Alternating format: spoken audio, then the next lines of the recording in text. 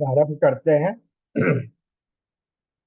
सकल सुमंगलदायक रघुनायक गुणगान सादर सुनहि ते तरहि भव सिंधु बिना जल जान।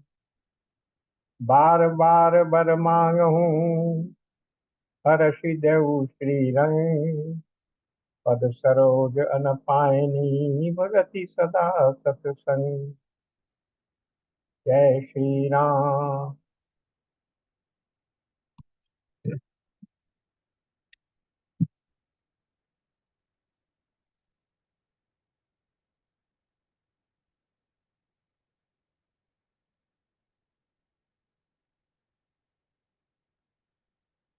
पिछले सत्र में हमने दोहा संख्या 117 ग और 117 ख, पेज 947, दोहा नंबर 117 ग और 117 ख ये कर लिए।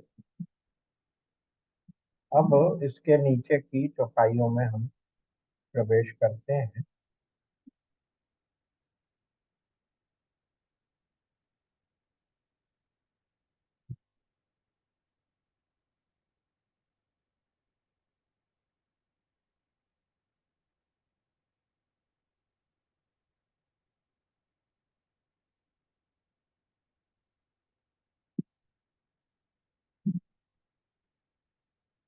तो क्या कहा जा रहा है?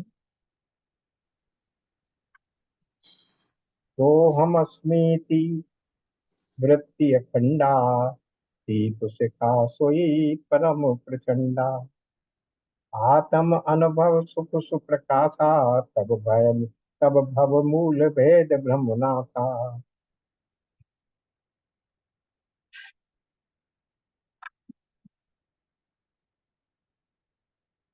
सो अहम अस्मि, सो हम वह ब्रह्म मैं ही हूँ। सो का अर्थ हो गया वो, अहम मैं, अस्मि वो ब्रह्म मैं ही हूँ। अखंड जो किसी भी रूप से परिच्छिन्न नहीं है, निरावयव है और अखंड है, और जिसको ग्रहण करने के लिए प्रवृत्ति अखंडा तेल की धारा के समान अविच्छिन्न रूप से जिसमें हमारी प्रवृत्ति लगी हुई, तो उस ब्रह्म के प्रति हमारी जो वृत्ति है, हमारी जो लगन है, लौ लगी हुई है, वो कैसी है? जो अखंड है। जैसे तेल की धार कभी टूटती नहीं, टूटने नहीं देते हैं, कहते हैं इस तेल को धार की तरफ चलाते चले जाओ। उसी तरह उसी अखंड ब्रह्म में हमारी ये वृत्ति अखंड रूप से लगी हुई है। वही क्या है? दीप शिखा सोई परम प्रचंडा। और वो जो हमारी वृत्ति उस ब्रह्म में लगी हुई है, वही हमारी जो दीप की शिखा है, उसी की तरीके से परम प्रचंड दीप शिखा लो हमारी है। अब ये दीप शिखा कहाँ से आ गई? ऊपर के रेफरेंस लेना पड़ेगा। ए विदिलय से दीप तेज राशि विज्ञानमय जात ही जासु समीप चरहि मदादिक सलब सब। इस प्रकार तेज की राशि विज्ञानमय दीपक को जलावे, जिसके समीप जाते ही मद आदि सब पतंगे जल जाते हैं। तो ये उसी दीप शिखा की बात हो रही है जिसके बारे में वहाँ 117 का 117 117 का 117 ग में बताया गया। तो वही कह रहे हैं कि ये वही दीप शिखा ऐसी है जो उसी ब्रह्मांड ब्रह्म में अपने आप को ब्रह्म समझते हुए उसमें ही हमारी वृत्ति अखंड तैल धारा व्रत लगी हुई है। वही उस वो जो हमारी वृत्ति है, वही वो प्रचंड ज्वाला है, उस दीप शिखा की प्रचंड ज्वाला है। आत्म अनुभव सुख सुप्रकाशा, तब भव मूल भेद भ्रम नाथा। और जब इस प्रकार से इस दीप शिखा को, ज्ञान की इस प्रकाश को, अपनी वृत्ति को हम ब्रह्म में अखंड रूप से लीन कर देते हैं, तब क्या होता है कि फिर आत्म अनुभव का सुंदर प्रकाश फैलता है।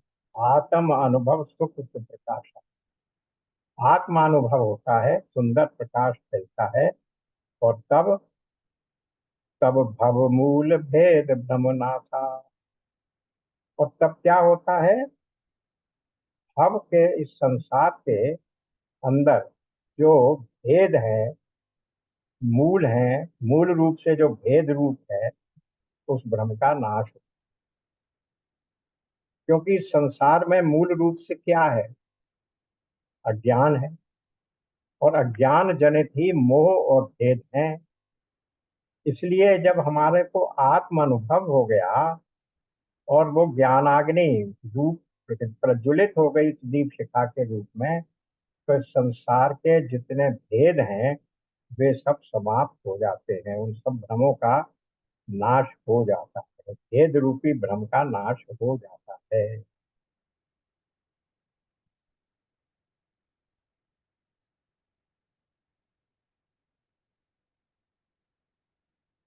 चलिए, आज ये फिर गड़बड़ कर रहा है फोन मेरा, पता नहीं क्या हो, लैपटॉप में गड़बड़ है। ऐसे ही चला लेते हैं, नो प्रॉब्लम। तो अब चलते हैं। प्रबल अविद्या कर परिवारा, मोह आदि मतम मिटई अपारा। तब सोई बुद्धि पाई उजियारा, उर ग्रह बैठी ग्रंथ निर्वारा। अब ये जो अविद्या है,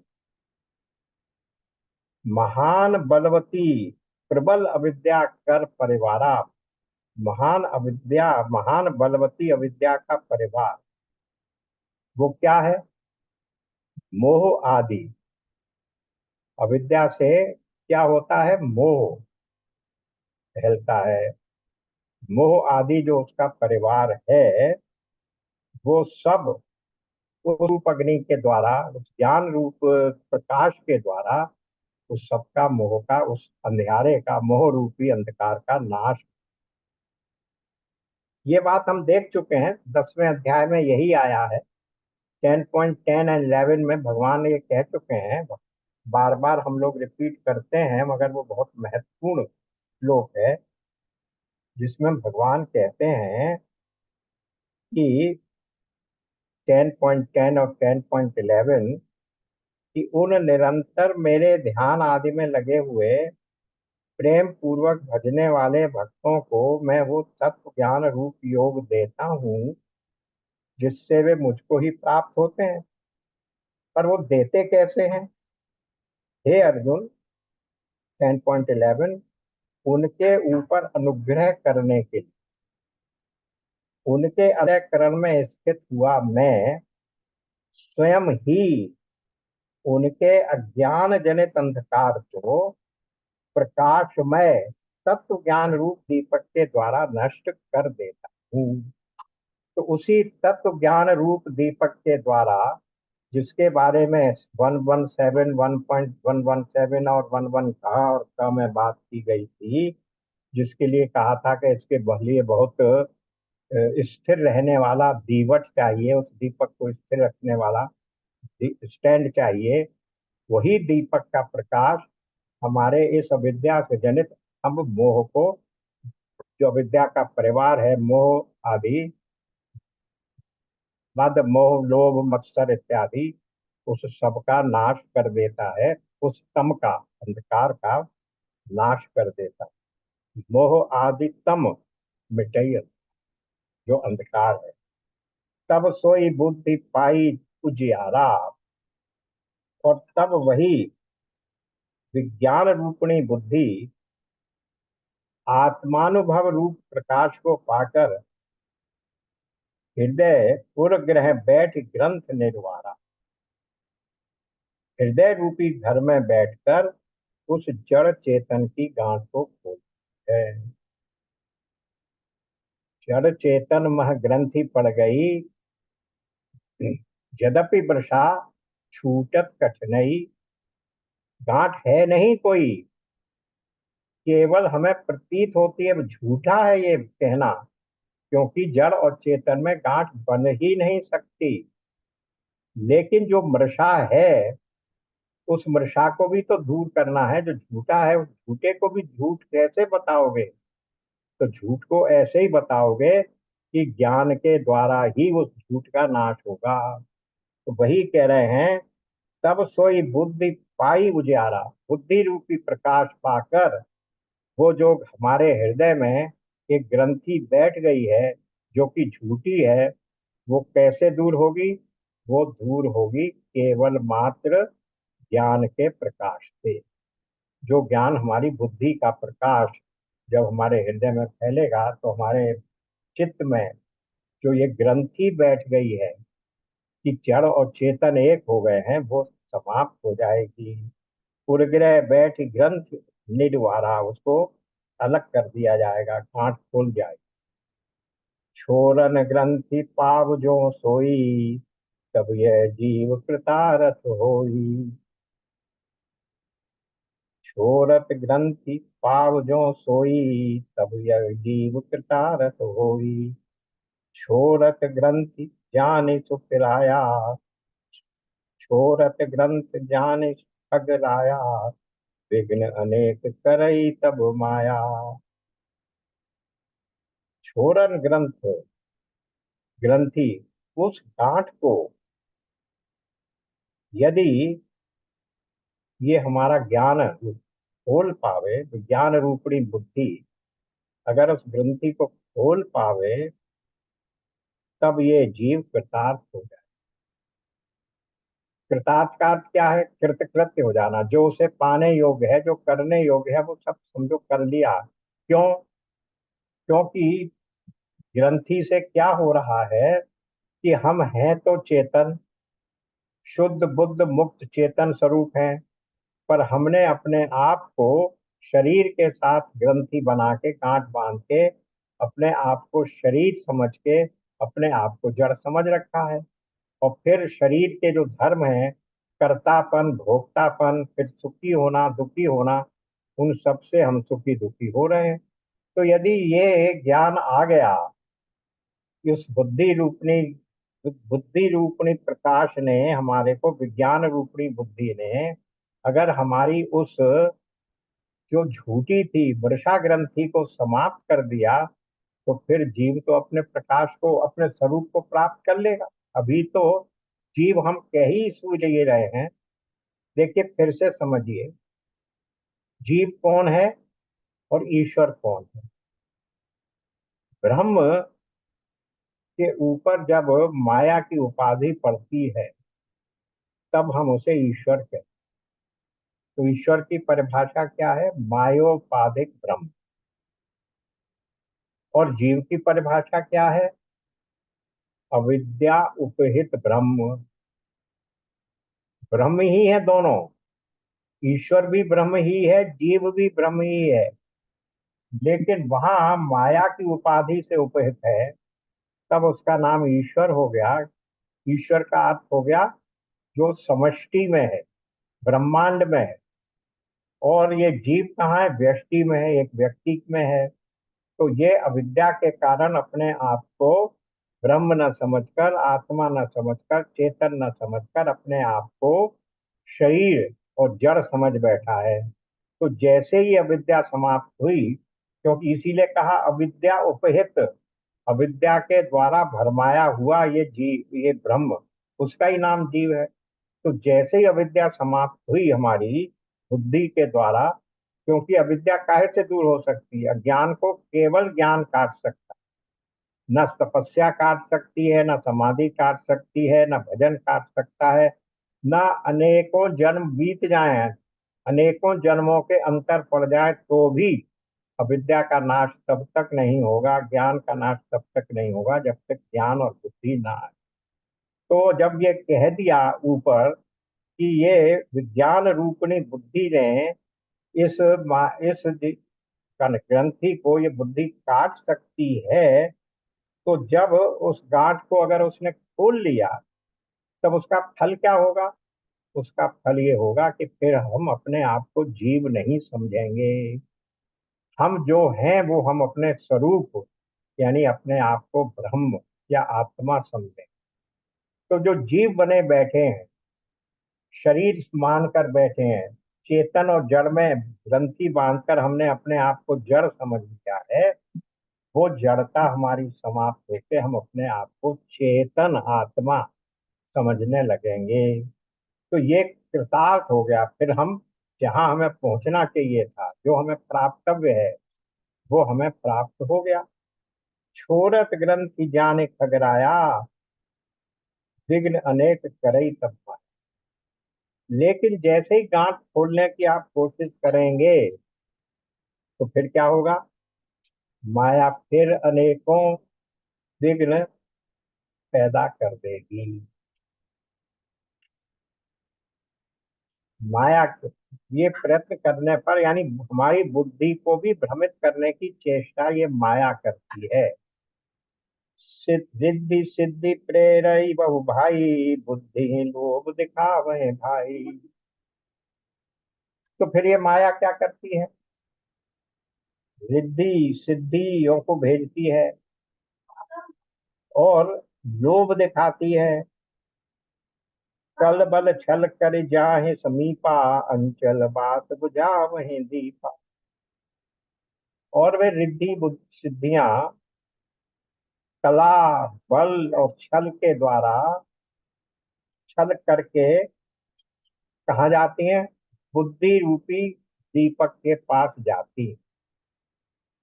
और जैसे दीपक को बुझाने के लिए हवा की आवश्यकता है, तो वो क्या करती हैं? जैसे हवा को, दीपक को बुझाने के लिए आंचल से हवा कर देते हैं, तो दीपक बुझ जाता है। तो इसी तरह ये जो रिद्धि सिद्धियां जो माया के वो है, माया के सहायक हैं, माया का परिवार है, ये रिद्धि सिद्धियां हमारे मन में आकर्षण और लोभ पैदा करके उस ज्ञान रूपी दीपक को बुझाने की चेष्टा करती हैं। बल्कि यहाँ लिखा है बाप जा वही दीपा, ज्ञान रूप दीपक को बुझा दे। यानी इतना सब करने के बाद भी हम अभी उस माया से छुटकारा नहीं पा पाते। कोई बुद्धि जो परम सयानी, तिन तन चितव न अनहित जानी। लेकिन यदि बुद्धि परिपक्व हो गई, दृढ़ हो गई, अनन्य हो गई, तो फिर वो बुद्धि उन रिद्धि सिद्धियों को, उस लोभ लालच को, उस संसार के आकर्षण को अकल्याणकारी और अहितकर मानकर उनकी ओर ताकती नहीं। जो तेहि विघ्न बुद्धि नहीं बाधी, तो बहोरी सुर करहि उपाधि। इस प्रकार यदि माया के विघ्नों से बुद्धि को बाधा नहीं हुई, तो फिर देवता विघ्न पैदा कर देते हैं। देखिए, इस माया को पार करने के लिए कितनी घाटियां हमें पार करनी पड़ती हैं, कितने विघ्न हमें पार करने पड़ते हैं। अभी तो हमने केवल माया, यानी लालच, लोभ, मद मोद मोद मोह मत्सर इत्यादि से छुट्टी पाई। अब हमारी इंद्रियां बीच में आ गई। ये जो कह रहे हैं ना देवता, देवता का अर्थ है हमारी इंद्रियां। इंद्री द्वार झरोखा नाना, तह तह सुर बैठे करि थाना। आवत दे कहीं विषय बखारी, ते हटि देहि कपाट उघारी। अब ये जो इंद्रियां हैं, ये हमारे हृदय के मन बुद्धि चित्त अंतःकरण के द्वार हैं। जानते ही हैं हम, क्योंकि हृदय में या हमारे चित्त में, मन में जो भी कुछ आ रहा है बाहर का सेंसेशन, वो सब ज्ञानेंद्रियों के द्वारा आ रहा है। तो ये जितनी ज्ञानेंद्रियां हैं, ये हमारे मन का द्वार है, झरोके। इनमें से ही हम बाहरी जगत की सब संवेदनाओं को ग्रहण करते हैं। तो ये कह रहे हैं, इंद्री द्वार झरोका नाना। अनेकों प्रकार के ये झरोके हैं। इंद्रियां जो हैं हमारी हृदय रूपी घर के, ये झरोके हैं। और वहां तह तह सुर बैठे करी थाना। और वहां सब जगह अड्डा जमाकर, थाना मतलब थाना बनाकर, अड्डा जमाकर हर झरोके पर देवता बैठे हुए हैं। ये क्यों कहा? कल ही बात हो रही थी कि हर इंद्रिय का एक देवता होता है। सूर्य हमारी आंख की इंद्रिय का देवता है, चक्षु का देवता है, दृष्टि का देवता है। इंद्र हमारी हाथ का देवता है। सूर्य हमारी आंख का देवता है। इंद्र हमारे हाथ का देवता है। विष्णु हमारे पैर के देवता हैं। चंद्रमा या सोम हमारे हृदय का देवता है, इत्यादि इत्यादि। अग्नि हमारी जीभ का देवता है, वगैरह। तो हर इंद्रिय का